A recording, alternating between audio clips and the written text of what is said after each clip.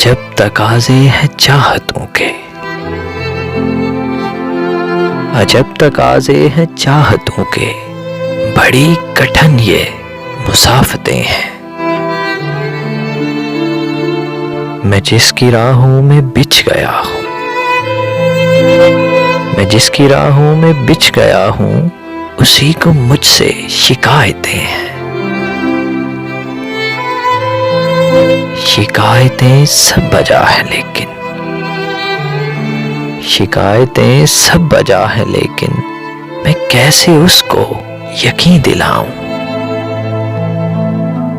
जो मुझको जान से अजीज तर है, जो मुझको जान से अजीज तर है, उसे मैं भूलूं तो मर न जाऊं।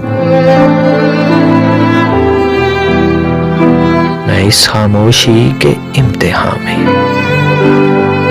मैं इस खामोशी के इम्तिहान में कहां कहां से गुजर गया हूं, उसे खबर भी नहीं है शायद, उसे खबर भी नहीं है शायद, मैं धीरे धीरे बिखर गया हूं।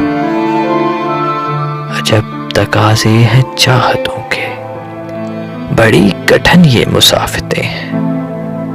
मैं जिसकी राहों में बिछ गया हूँ, उसी को मुझसे शिकायतें हैं।